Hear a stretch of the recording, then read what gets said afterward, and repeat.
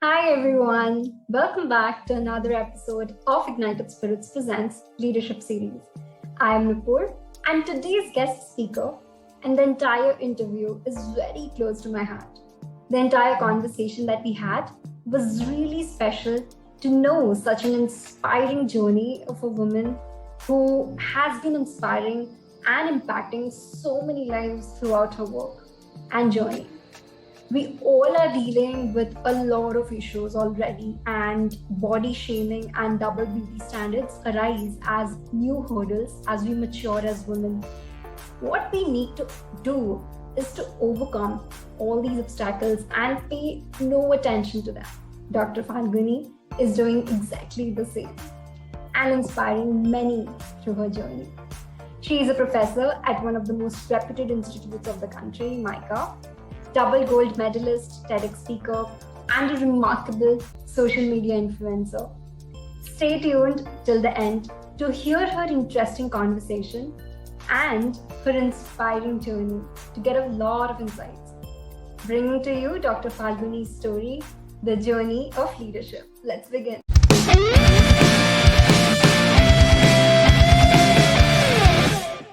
Falguni ma'am, welcome to our podcast episode.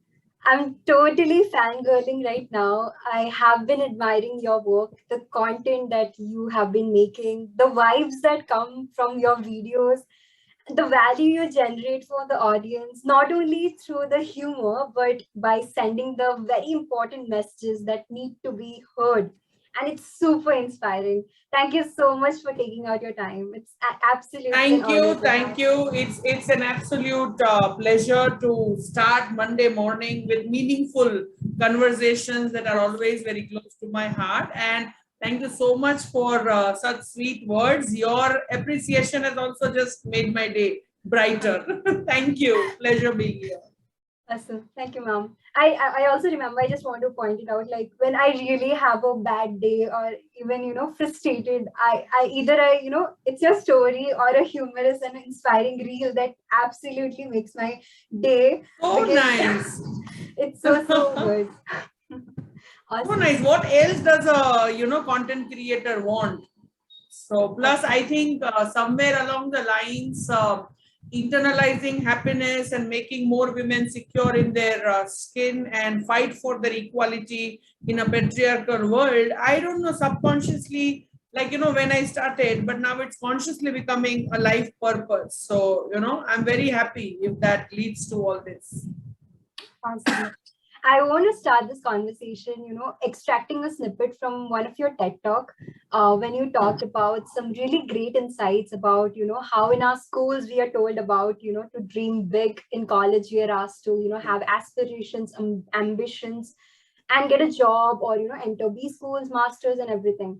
And also like fit in this trend of hustle culture that which we call it nowadays in this process, and in this entire Yeah. process we sort of forget the simplicity of living, understanding our emotions, and so other aspects of life as well, that you explain. I want to know like how you developed your self-confidence journey and what was the phase and the why when you decided to talk about all kinds of injustice, insecurities, through your wonderful page and the portrayal of the entire ideology of enjoying the little moments. So obviously there won't be one date and one time and one answer. So I will just try to still explain it.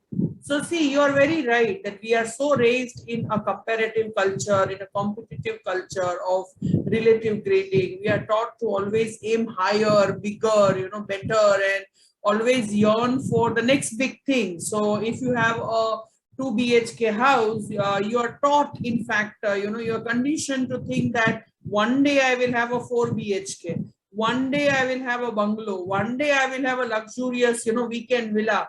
In that whole process, I think, as you rightly said, the hustle culture keeps building up in our lives, and we start respecting hustlers as heroes, right? And that's the problem.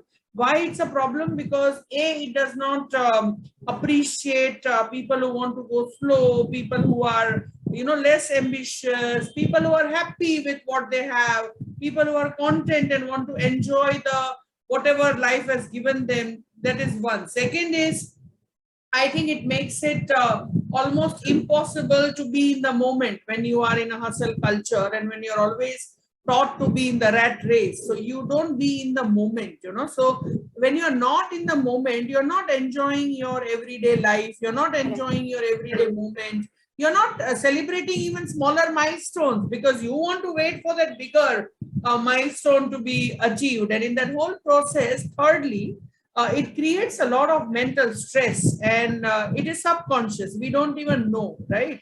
So that stress leads to a lot of mental health issues, lot of issues in terms of your relationship with people, your relationship with your own self, right? And hence I have always been a big promoter of course, I also realized it later in life. As you see, you said when, okay. Yeah. So as you get educated, you also want to do that next big thing in your career. You want that next degree. You want to attend all workshops. You want to do everything possible to emerge as a star performer in your field, which is very natural. That's all how we all are as individuals, right?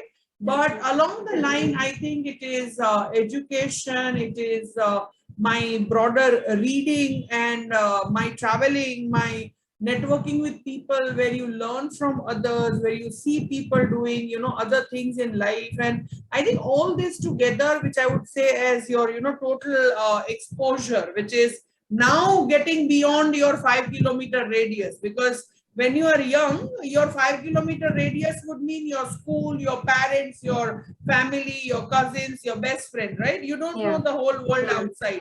So you may not know the other cultures of the other countries and how people live. Now, suddenly you're fascinated by the fact that, oh, in France it is illegal to mail your employees after 6 p.m. for work because it is their family time. And suddenly it hits you, right? That nobody is going to live like eternity, till eternity. No, everybody has a lifespan.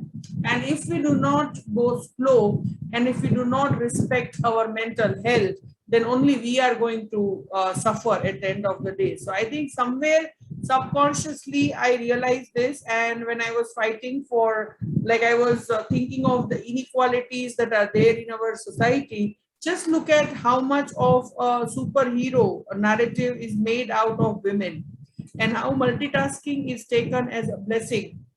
In fact, it's not a blessing. Nobody should multitask because it's not easy.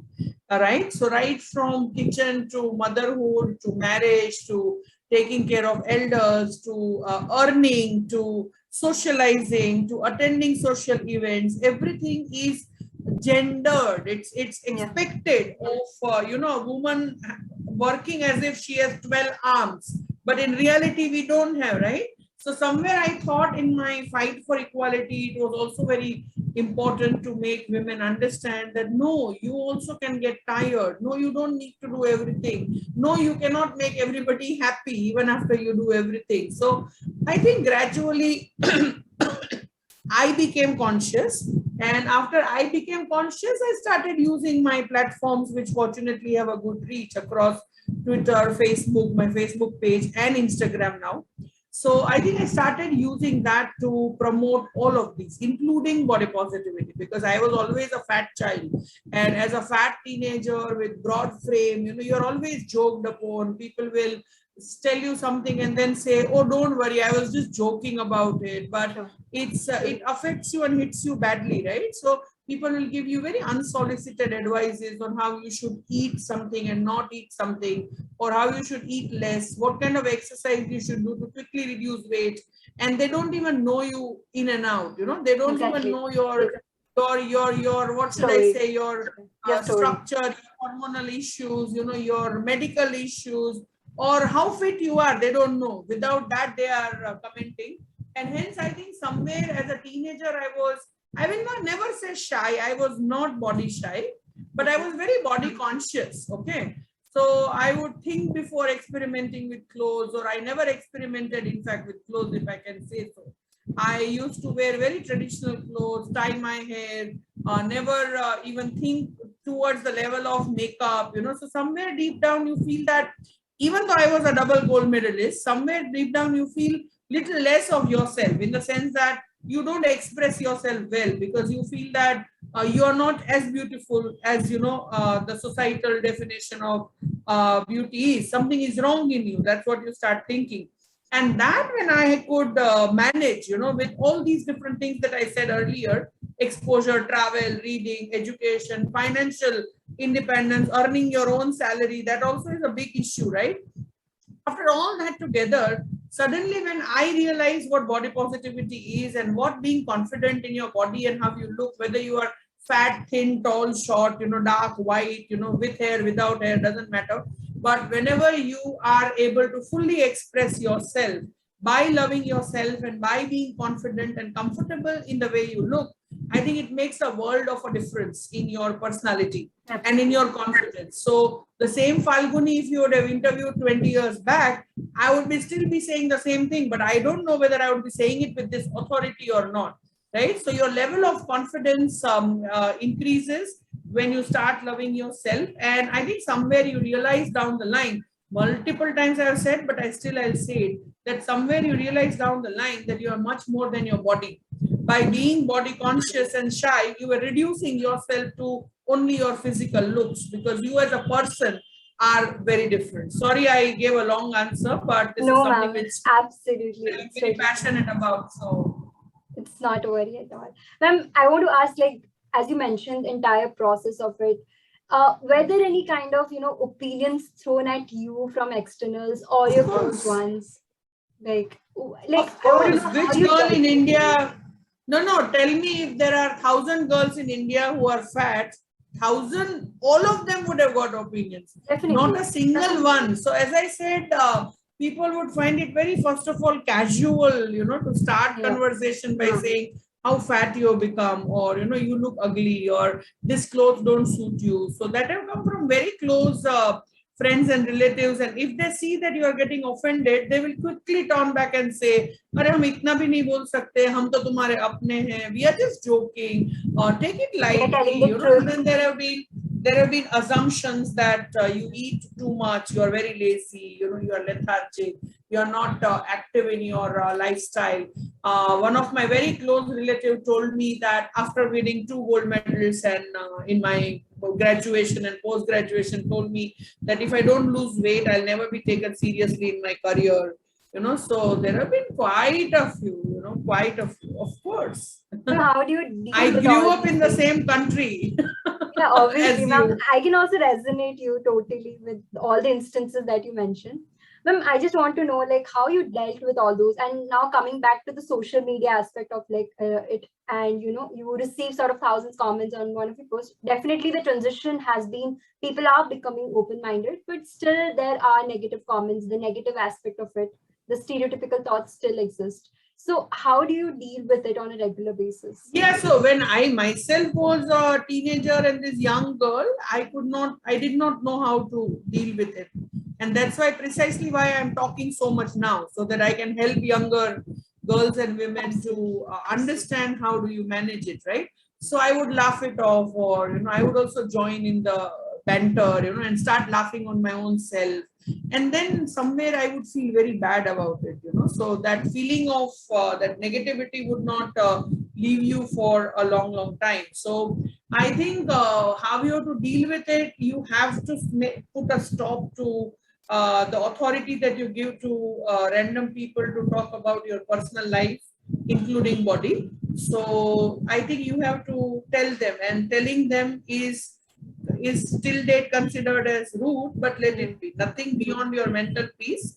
Even if that is rude, even if you are stopped by your parents, you have to on face tell people that there are better things in life that you can discuss as conversation starters, and you do not appreciate them commenting on your body, and you're much more than your body, and you just love yourself. So I think somewhere that, and as you grow in your level of confidence about how you look and how you present yourself to the world, gradually people will stop commenting. Like today, nobody comments on my body because they see my confidence first, right? They see how thoroughly proud I am of the journey that I have taken, right? What pride I take in what I do in life, and what joy it brings me. They see all that before even seeing that, oh, I'm a fat woman in a sari or in a frock or in a little black dress or in that mini skirt or, so I think somewhere you have to just cut the crap, whether it is in offline or whether it is on social media. And social media all the more because the person does not have any shame because he or she is not facing you, right? It's not face to face. There's a wall. True. If you don't know those people, don't even engage into that negativity. Just go out and block them. Be very generous with your blocking and reporting button on social media. Awesome. It's your space. It's your space. You have to create your safe space. Thank you so much, ma'am, for sharing that. Ma'am, let's talk about your career journey right now. Like, you are a professor at one of the prestigious institution, MICA, and I have heard you saying like you're very passionate about teaching. It's something which you love doing, and I wanted to know like how this developed and what was it that made you think like this is what I want to do instead of entering into a corporate world or something. So see, of course, please understand that you are seeing a 46-year-old Falguni right now. So the same Falguni at 24 was also like, any 24-year-old, indecisive, with doubts, did not know which road to take. But I had two options since I had done my master's in commerce as well as MBA. So I could go into a teaching career, or I could, and then do my PhD, of course, which is a legal requirement, or I could grow in the industry and do a corporate job, right? But I think if right from very early secondary school stage till my graduation and post-graduation, I was always leading the debating societies. I was always the topper in elocutions. I have won tons of medals in debates and discussions, and there I could see that I become a very different person when I go on stage and when there is an audience with whom I have to connect. Okay, and the audience somewhere in whichever way I talked and what content I talked about, they could always connect with me. So connecting with your audience is a very important skill when you have to go into teaching, right? So I thought, let me at least try my hands with teaching. And suppose if I don't like, okay, or if I find it very mundane, boring, I'm not able to perform well, then always I can shift to the corporate job, right? In a year or so. So maybe the first year was also an experimentation for me. But I think 2nd November 1998 was my first class, okay, my first day at a full-time job. And since that day, I have not looked back. I did not even take 1 year to understand the first class and the way in which my students understood the concept, they grasped it, and their grasping, the delight that it brought for me, the sense of achievement that you feel as a teacher when your students understand what you're trying to tell them, and they also appreciate your way of teaching, giving examples, industry brands examples, because I was teaching marketing, for example. So I think that got me so much of joy that I think I was very, very clear. I was very clear that I'm in the right profession. So as I wrote my Teachers' Day post that, it's been 24 years and I never realized when my profession became my passion. In fact, I'm very lucky because there are very few people for whom both will be same. True. Because for example, somebody who is a very, very prolific, marketing manager in an MNC, his passion would be in music, but he cannot make music into a career, right? So the whole aspect of, I think I'm very passionate about teaching, but you should give yourself some time to understand and realize, and there's no wrong time to pick up your right profession. ये भी मैं बोलूँगी because India में हम इतना obsessed age के बारे में that there's a right age to marry, there's a right age to have a child, there's a right age to shift careers, like they'll say, "Arey, now you are 30, now you are thinking of a new career. You'll have to start from scratch. कैसे करोगे?" Of course कर सकते हैं, right? So I think you have to dip your hands into whichever career you feel is your skill based and your degree based. Of course, your education also matters. Your background should be in that area. So yeah. Absolutely. I mean, I really appreciate the fact like how, sort of manage both your, profession, that is your passion, and along with the entire social media thing, that's another passion that That you is take. also my passion. Yeah, that is Absolutely, also yeah. my passion. And the Definitely. I level of love social. changes, I mean, that you're bringing in the lives of others. I can see, you share some of the instances as well of people, with this sort of took those hard steps because of taking inspiration from you and the huge value that you're sort of creating. And somewhere along the line, that connects with my teaching as a True, passion. yeah. No? Somewhere, that unlearning for me, learning for them, Absolutely. growing together, because that's how you see your students also. No? So somewhere I think it's sinking. True. Ma'am, as a marketing professor, you might agree with me, like how a particular niche is very important, with either we are doing a business or a service or anything for that matters. And your content like includes topics of body positivity, stereotypes, feminism, and what women face, like the other topics as well. Although we talk a lot about, a lot of what women face, I'm not like sidelining it, but we also sometimes, the sideline the men's set of insecurities as well, which you also cover through your content. I want to ask, like, have there been any instances of men where they sort of share the stories with you of how you changed? So many. If you could share some of the memorable ones. So, see, I will not say see, I don't know how to put it. So there are men who come up and talk a lot to me on DMs, and mostly, but these are men who are fighting with a little bit of gender orientation. Okay. Okay, so acceptance of gay men, for example, right? Or men, for example, who love dressing in saris. They're gender fluid when it comes to clothing and the societal acceptance. But as you rightly said, my dialogues are more towards women and the issues that they face, because that's where I come from. No, as a woman, I know their world better, and hence that brings in authenticity. But having said that, I'm also saying that we are looking at equality. So if you are a earning member of a family, as a woman, you don't have the privilege to say that I'll not contribute to the family's costing and expenses. I'll keep my whole salary for my shopping and you run the house. Then that is not equality that we are seeking. So I think men only appreciate it. But I want to put one thing here. There are many men who are a little immature, and they also troll a lot, saying that ऐसा नहीं है, marriage में तो हम भी बहुत difficulties face करते हैं. So it's something like when we say Black Lives Matter, you cannot say all lives matter, because the history is different. So when I say women are suffering more from patriarchy, men cannot say they are also suffering from patriarchy, because they have built the patriarchy, no? So and when I'm saying in a very generic sense. That's why I said immature, uneducated men do not see this as a healthy dialogue. But educated, evolved men only and only appreciate the change that I am trying to bring, because they also have seen somewhere that injustice happening with their mothers, with their sisters, with their own wives. They realize, how important it is to go in the kitchen and work, and you're not helping your wife, you are working in your own home and in your own home kitchen, right? So somewhere I think it's all mixed responses, but my majority audience is comprises of women. Like 80% followers are women.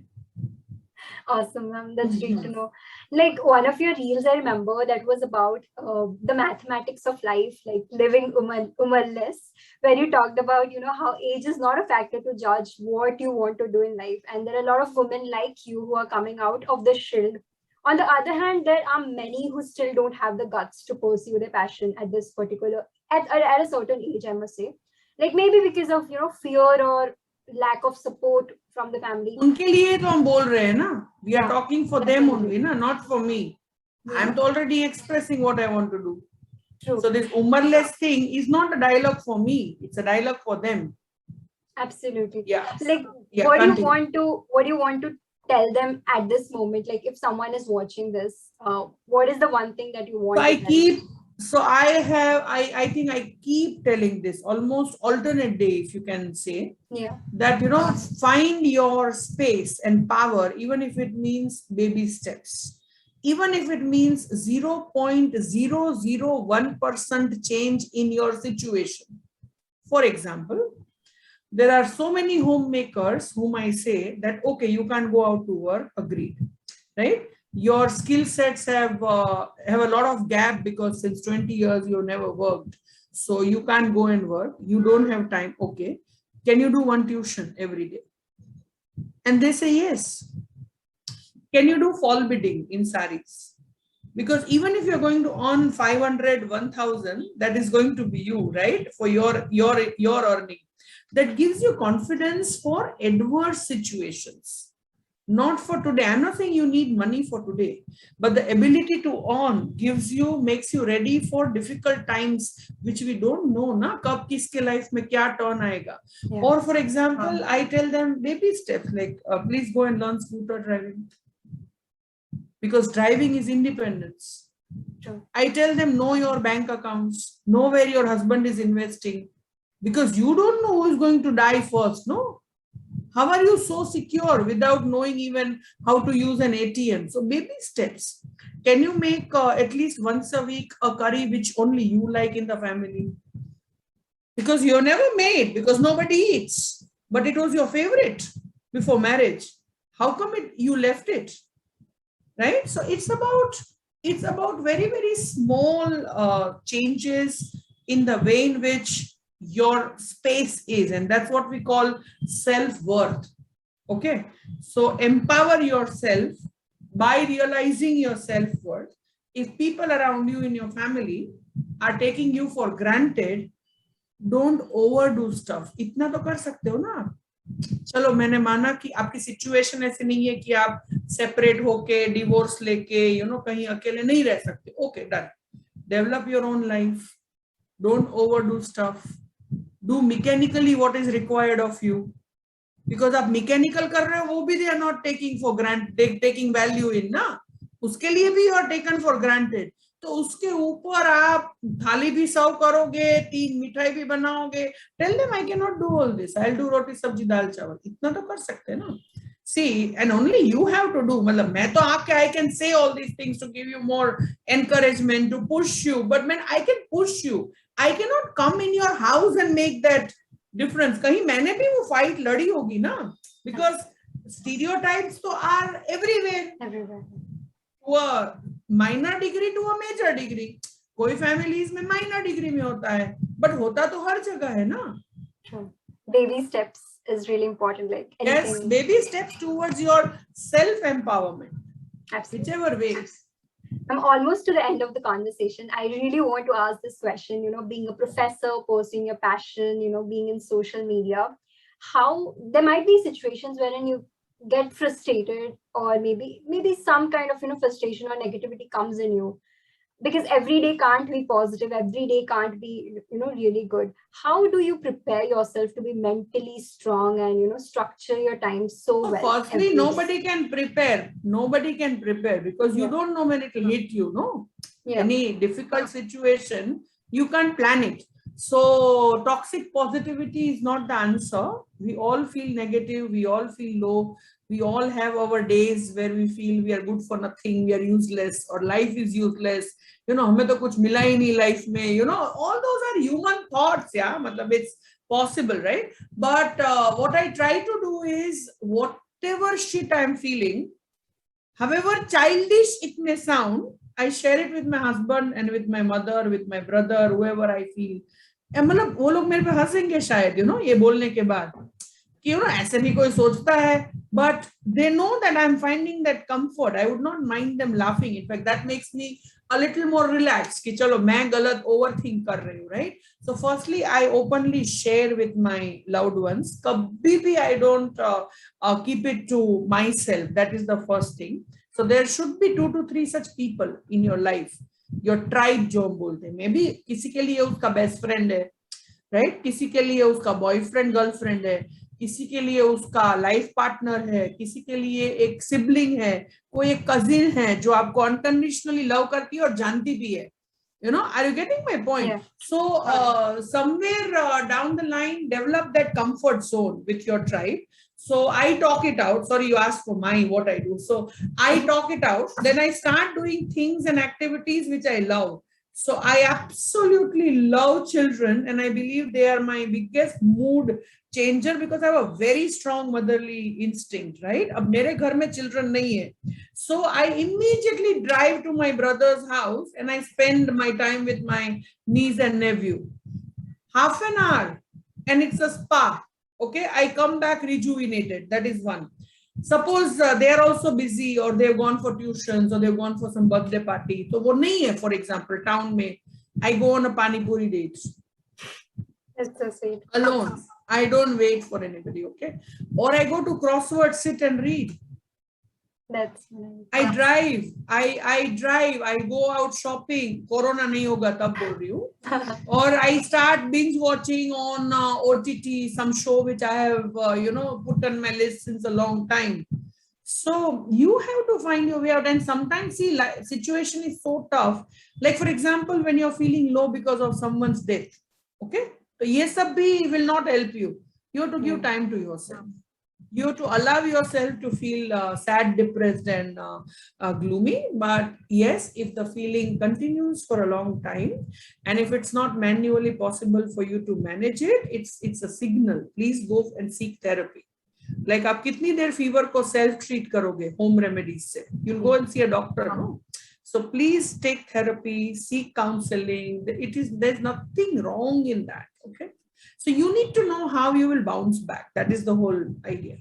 Awesome. The last question, ma'am. I don't believe in sort of future plans or things of having, futuristic goal as such. But I want to ask you, like, what are the some next set of bucket list for like upcoming few months, or let's say 1 year, if you want to, set for yourself, that you have set for yourself, and if you would like to share with us a glimpse of it. So ideally, in an ideal situation, I would have the answer. But since we are all in a pandemic, I think I'm not even thinking of the next year.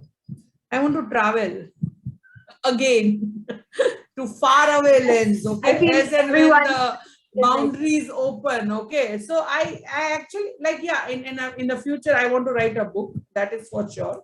But I'm not giving myself any time-bound target, because I think I'm going easy. It's a very difficult 2 years that we all have passed through. COVID-wise, I've lost a few near and dear ones. So death-wise, so I think I'm going a little kind on myself and a little easy. Because otherwise, I told you I would have, next 2-3 years, ye karna. I think, but एक dream hai ki I want to write my own book. That is for sure a dream. Because there are tons of women who are still not on social media. And they are losing out, on everything that I want to share. So, yeah. But jab kabhi time milega, tab likhungi. Abhi pata nahi hai kab. Maybe soon. I'll be definitely waiting for that moment. Yes, for sure. I'll send you a signed copy whenever it happens. Thank you so much, ma'am. We are for sharing the wonderful journey and insightful thoughts. The story, like yours, as you always believe in, and I want to quote it, like, खुद से जीतने की जिद है मुझे, खुद को हराना है, मैं भीड़ नहीं हूँ दुनिया की, मेरे अंदर ही ज़माना है. So it's something which we all should as well preach as well. Yes.